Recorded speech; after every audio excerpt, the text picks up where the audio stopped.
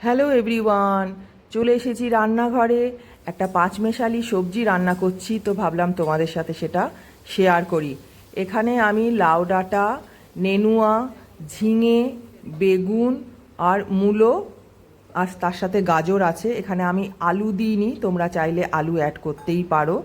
তো চলো, প্রথমে কড়াইয়ে সর্ষের তেল দিয়ে তেলটা ভালো করে গরম হয়ে যাওয়ার পর এতে বড়ি আমি অ্যাড করছি। বড়িটা ভালো করে ভেজে নিতে হবে। আমি আলাদা করে বড়িটা ভেজে তুলে রাখিনি, তোমরা চাইলে বড়িটা ভেজে তুলে রেখে পরে আবার ওটা অ্যাড করতে পারো। এরপর অ্যাড করছি একটা তেজপাতা আর হিং। তেজপাতা আর বড়িটা একটু ভাজা ভাজা হয়ে যাওয়ার পর এতে অ্যাড করছি পাঁচফোড়নটা অ্যাড করার পর একটা খুব সুন্দর গন্ধ বেরোয়। তারপর আমি অ্যাড করছি দুটো চেরা কাঁচা লঙ্কা। কাঁচা লঙ্কাগুলো একটু চিড়ে নিয়েছি, না হলে এটা ফেটে মুখে চোখে লেগে যাওয়ার ভয় থাকে।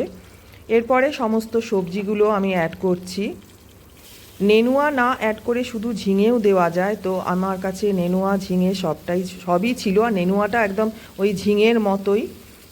এটা ঝাড়খণ্ডে আমরা ভীষণ পেতাম, তো এবারে দুর্গাপুরে দেখলাম সবজির দোকানে নেনুয়াটা পাওয়া যাচ্ছে, আর গরমকালে এটা খাওয়াও ভীষণ ভালো। আর লাউ ডাঁটা না আমি ঝাড়খণ্ডে খুব একটা পেতামই না, মানে সবজি যারা দিতেন তাদেরকে অনেকবার বললে তাও কুমড়ো ডাঁটা নিয়ে আসতো, কুমড়ো ডগা নিয়ে আসতো। লাউয়ের ডগা বা লাউ ডাঁটা আমি একদম পেতামই না। তো আমি যেহেতু এখন দুর্গাপুরে আছি আর মায়ের কাছে মা বলল যে তুই তো লাউ ডাঁটা খেতে ভীষণ ভালোবাসিস, তো সবজিটা যখন পেলাম তাই নিয়ে নিলাম। আর রান্নাটা আমি মাকে বললাম, মা আমিই করছি। দেখো এখানে আমি কোনো জলই অ্যাড করিনি, তাও কত জল বেরিয়েছে সবজিটা থেকে। এখানে স্বাদ মতো লবণ অ্যাড করছি।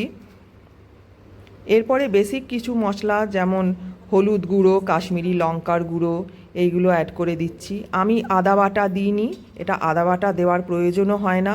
ভীষণ হালকা একটা রান্না। এটা অ্যাড করলাম একটু কাশ্মীরি রেড চিলি পাউডার কালারের জন্য, আর একটু জিরে গুঁড়ো। আর কোনো মশলাই এতে দিইনি। এইভাবে একবার বানিয়ে দেখবে, ভীষণ ভালো খেতে হয়। আর আলাদা করে কোনো জল অ্যাড করার দরকার নেই। ঝিঙে, নেনুয়া আর এই ডাঁটাটা থেকে, মানে লাউ ডাঁটা থেকে এত জল বেরিয়েছে যে এই সবজির জলেই রান্নাটা হয়ে গেছে, আলাদা করে আর জল দেওয়ার কোনো প্রয়োজনই হয়নি। এরপরে কিছুক্ষণের জন্য এটাকে ভালো করে কষতে হবে। এখানে আমার মামাতো বোন রেকর্ড করে দিচ্ছে, ওর সামনে পরীক্ষা। ও আমার থেকে অনেক ছোট, পরীক্ষা দেওয়ার জন্যই এসছে, প্রিপারেশন নিচ্ছে। ওকে বললাম চল আমাকে একটু রেকর্ড করে দে। আর এদিকে মাছের তেল ভাজা হচ্ছে। এটা বেসিক নুন আর হলুদ মেশানো। দেখো মোটামুটি রান্নাটা একটু ঢাকা চাপা দিয়ে দিয়ে করতে হবে।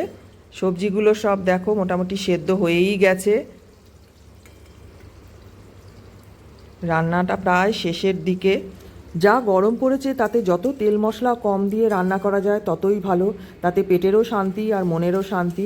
মাছের তেলটাও ভাজা হয়ে গেছে, আর পাঁচমেশালি রান্নাটাও রেডি টু সার্ভ। আর আজকের এই ভিডিও তোমাদের কেমন লাগলো কমেন্ট করে অবশ্যই জানাবে।